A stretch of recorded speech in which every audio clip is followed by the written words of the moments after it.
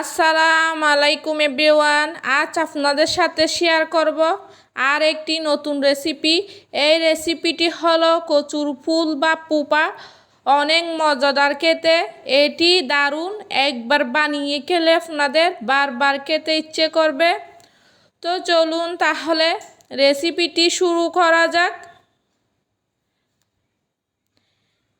এখানে আমি 500 গ্রামের মতো নিয়ে নিলাম কচুর ফুল। কচুর ফুলটাকে আমি কেটে দেখাচ্ছি। আমি কিভাবে কেটে নিচ্ছি আপনারা দেখতে পাচ্ছেন। এটা এখান থেকে এইরকম করে কাটার পরে এভাবে ফাঁক করে দেখুন, এর ভেতরে একটা বিচি থাকে আর এটা কিন্তু ফেলে দিতে হয়। এটা বিষাক্ত জিনিস। এভাবে আমি আর একটি কেটে দেখাচ্ছি।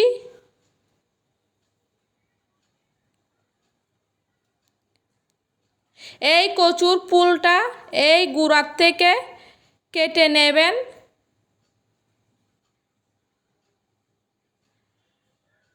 আর এটার এই ফুলটার কিন্তু মাছ দিয়ে একটা ফাঁকা আছে খোলা, এটাকে খুলে এভাবে বিচিগুলো ফেলে দিতে হবে। দেখুন এইগুলি কিন্তু রাখা যাবে না, এগুলো রাখতে লাগলে কিন্তু কচুর ফুলে গলা চুলকাবে। এগুলো ফেলে দিতে হয়। আর এরপরে আমি কচুর ফুলগুলোকে আমি পছন্দ মতো সাইজ করে কেটে ভালো করে ধুয়ে নিয়েছি। এইবার আমি রান্নার জন্য চলে যাব। এদিকে আমি রান্নার জন্য গ্যাস অন করে দিয়েছি। আমি 3 কাপ পরিমাণ পানি দিয়ে দিলাম।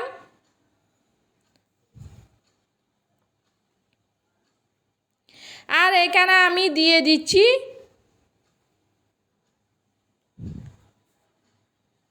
পরিমাণ মতো 1 টেবিল চামচ লবণ।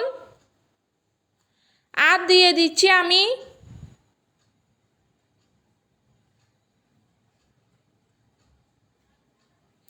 1 টেবিল চামচ হলুদের গুঁড়া।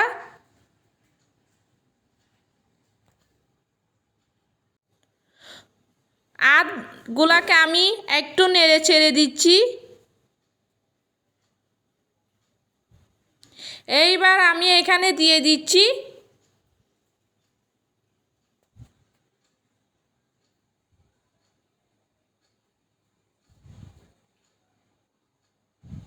2টি তেজপাতা। তেজপাতাগুলোকে আমি কেটে নিলাম 4 টুকরো করে। এইবার এগুলাকে ভালো করে মিশিয়ে নিলাম। আমি ঢাকনা দিয়ে ঢেকে দিচ্ছি, এগুলাকে বলক তুলে নিব। এইভাবে কিছুক্ষণ পানিটাকে বলক তুলে নিতে হবে। লবণ হলুদ পানি একসাথে মিশিয়ে যাবার পরে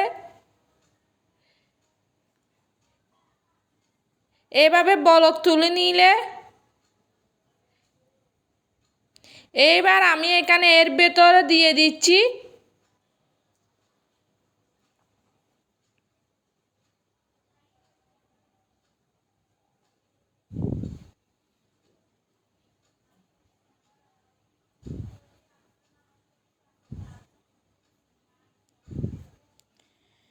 এইখানে আমি দিয়ে দিচ্ছি 4-5টার মতো কাঁচামরিচ।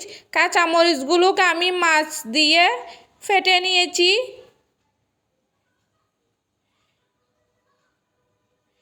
এরপর আমি এখানে কচুর ফুলগুলো দিয়ে দিচ্ছি।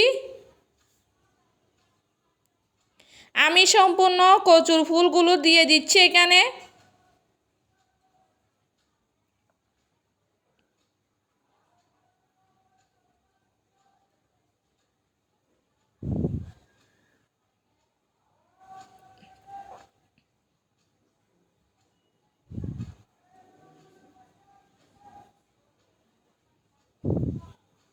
সম্পূর্ণ কচুর ফুলগুলো দিয়ে দেওয়া হলে আমি এখানে এটাকে ডাকনা দিয়ে সেদ্ধ করে নেব। দেখুন ফিরে আসলাম আমি 5 মিনিট পর। এটার প্রথম বলক চলে এসেছে।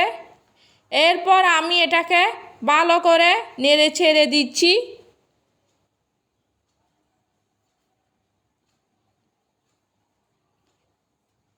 এভাবে আমি ভালো করে নেড়ে ছেড়ে দিয়ে আবারও আমি ডাকনা দিয়ে দিচ্ছি 10 মিনিটের জন্য।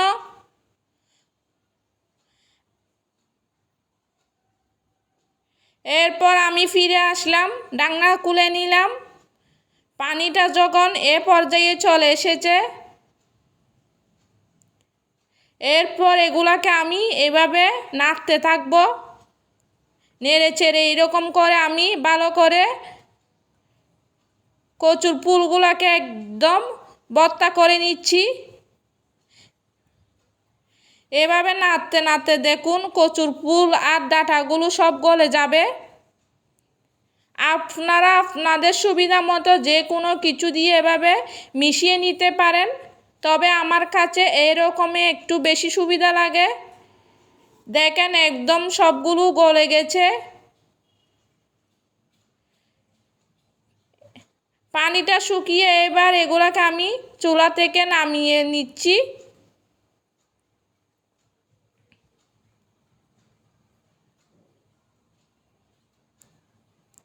এখন আমি আবারও ফ্রাই প্যান চুলায় বসিয়ে দিলাম। আমি এখানে প্রথমে দিয়ে দিচ্ছি 3 টেবিল চামচ সাদা তেল। তেলটাকে আমি হালকা গরম করে নিয়ে নিচ্ছি।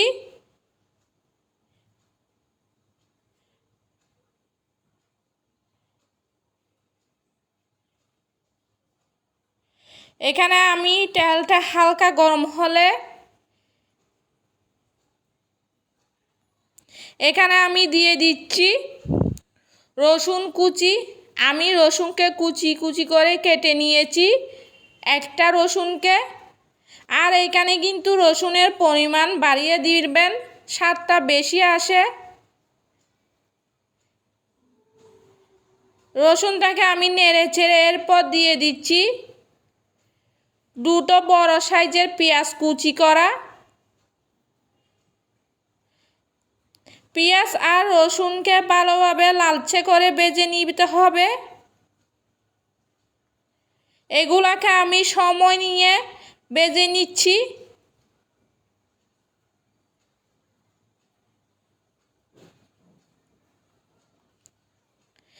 এই তো আমার ভাজা হয়ে গিয়েছে। আমি এগুলাকে 10 মিনিটের মতো ভেজে নিয়েছি। যখন এ পর্যায়ে এইরকম কালার চলে আসবে, পেঁয়াজ আর রসুন এরকম লালচে করে ভেজে নিতে হবে।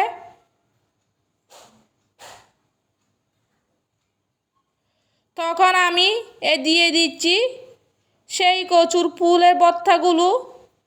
আর এই কচুর ফুলের এইরকম করে রান্না করলে কিন্তু অনেক মজার হয়।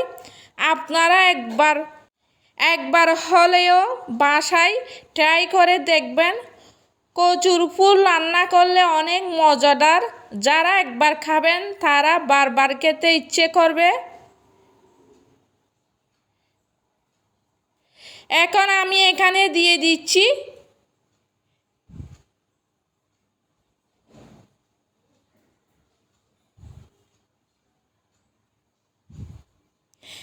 হাফ চামচ জিরা গুঁড়া। এবার এটা দিয়ে আমি ভালোভাবে মিশিয়ে নিচ্ছি। পানিটা একদম শুকিয়ে নিতে হবে আর তেলটা ফুলের সাথে ভালোভাবে মিশিয়ে নিতে হবে।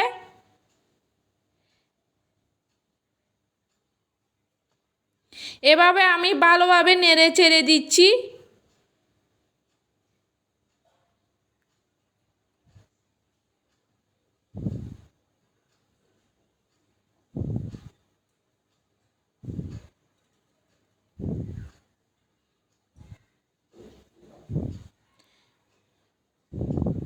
এখন আমি ঢাকনা দিয়ে দিলাম 10 মিনিটের মতো। ফিরে আসলাম 10 মিনিট পর। আমি ঢাকনাটা খুলে নিলাম।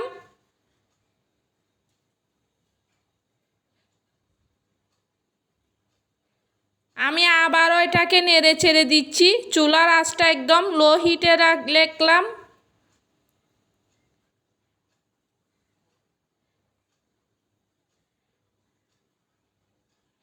আমি এখানে দিয়ে দিচ্ছি হাফ চামচ গরম মশলার গুঁড়া। এটা দিলে ফ্লেভারটা ভালো আসে। এবার দিয়ে দিলাম পরিমাণ মতো লবণ, কারণ আগে লবণ দেওয়া আছে, তাই আমি এখানে সামান্য করে দিয়ে দিলাম। আমি আবার এটাকে ভালো করে মিশিয়ে নিচ্ছি। এ পর্যায়ে একদম চুলার আঁচটা লো হিটে রেখে এই কাজগুলো করতে হবে। আমার রান্না হয়ে গিয়েছে।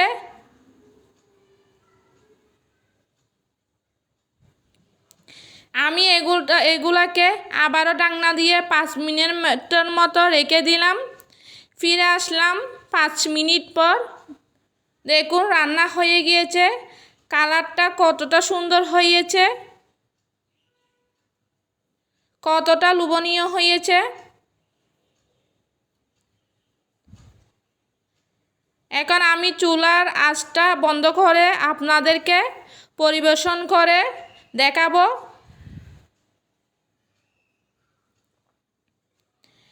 এই তো দেখুন আপনাদেরকে পরিবেশন করে দেখাচ্ছি।